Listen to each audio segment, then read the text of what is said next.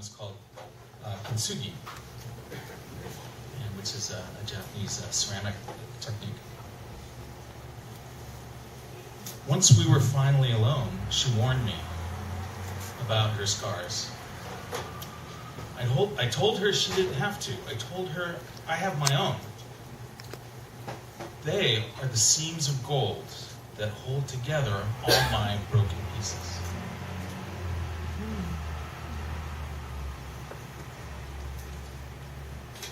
This morning, when I burst into the kitchen and told you that the kids had made a mess, that a weird smell was coming from the drain, that my phone battery was dead, what I meant to say was, good morning.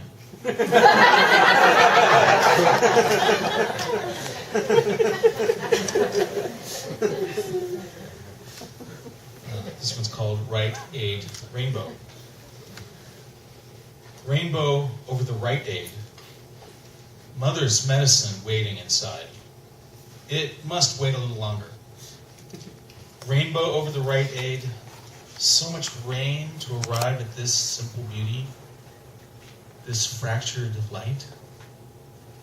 So much rain still to come.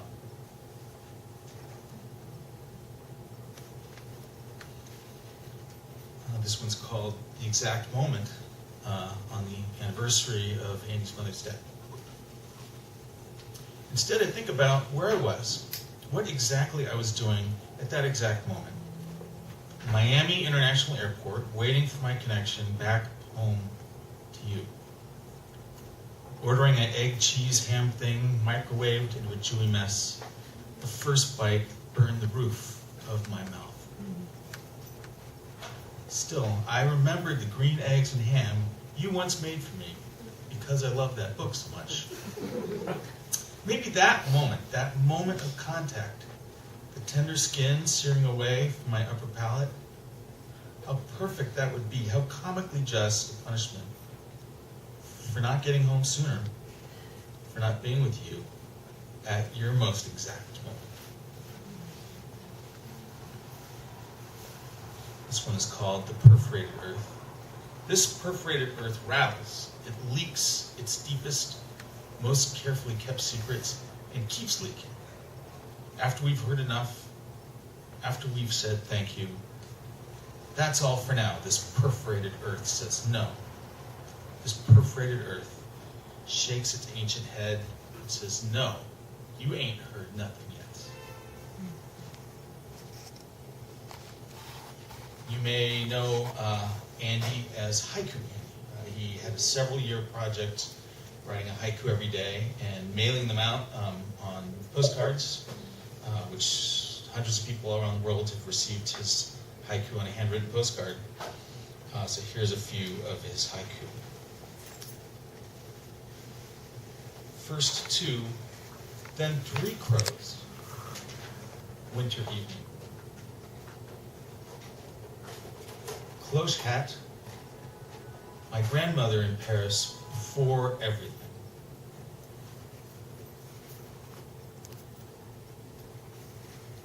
After dinner fight, the sink clogged with scraps. Summer solstice, the planet and I cross line.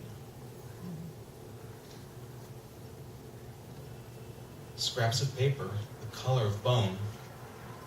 My brother far away.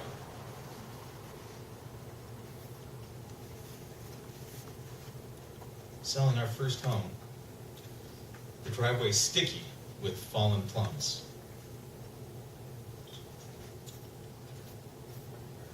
Vacation snapshots. My shadow is always in the way. And last and best, In-Flight magazine, all the puzzles already done.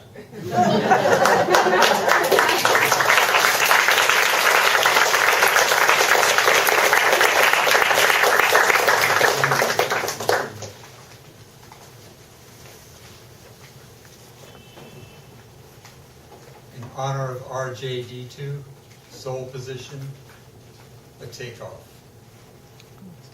I like how you play dead. Your poems are so safe. Why go against the grain when you can fit everything perfectly today? This is it. No gimmicks. No limits. I'd rather be a pro at being myself than be an idiot trying to be somebody else. No more monkey see, monkey do. No out-of-shape fat boys telling you how to ball. This is it. No limits. No gimmicks. I want you to enter me slowly. I want you to enter me slowly. So slowly, your beige skin stretches translucent, and through juniper air, every branch and feather, every cauldron rock and hidden blossom pulses with your heartbeat. Pulses with my heartbeat. We've entered the womb of God. Take off those adrenaline skates. Cut those coastlines to the cloud. Ground the volts of your instant cell and splash that current through my cuticles. Let me guide soft palms over your jaw and brow. Let me enfold your cheeks in conformance with God's labia. Now, you will hear blood soughing in your veins and lonely corpuscles turning over and around and under.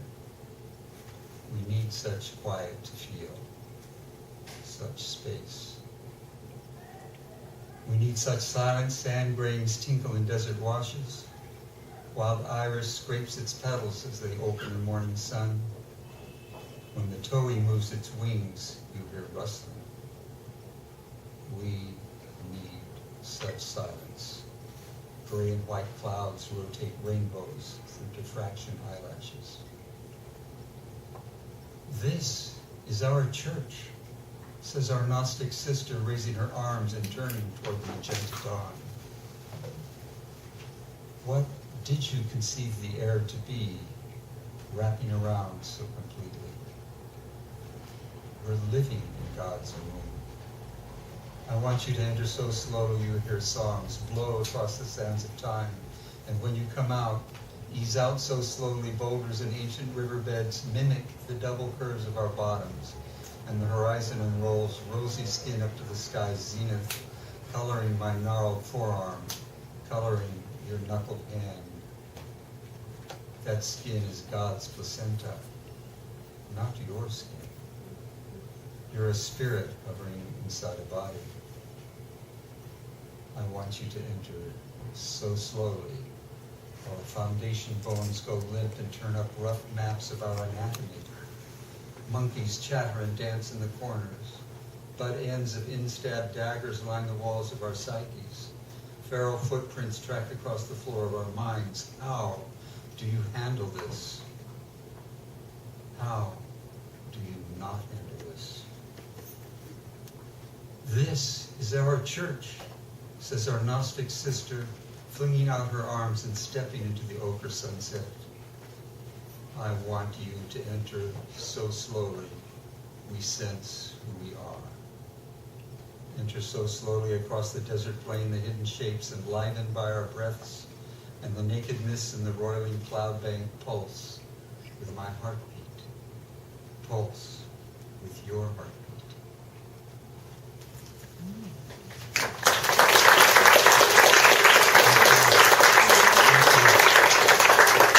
You've left nothing here. Not one button, not one stray curled hair. You think you've left nothing here, not even a skin fleck tickling my nostril. Cut straw and clover, horse manure and the ocean salt breeze. What is this odor? Do I have you in my mouth? In nasal cavities? Is that you dripping down walls to my esophagus? I breathe you in and out. I bend faux boundaries with my lungs. And you think you're a discrete entity. That's past. You're disseminated over water. You're on the airwaves, and you're dotted across pine and juniper high desert. You're inside and outside my body, spread up and down my belly and my legs. think you can pull your hand back, get in your truck and drive off? You think you can put your heart back in your chest and go? No. You've left your essence. I'm eating you with strawberries. I'm sipping you with black tea. Your glance left a mark on my eye. The oil from your skin osmosis balm through hungry membranes. Your gesture cutting the air. That 5-finger wave is still there, hanging from your wrist. Oh yes, those fingers attached to your hand to your wrist, your arm to your shoulder as you stride your yard. How independent you are. How distant your profile against distant trees. How foreign your boot in the dirt.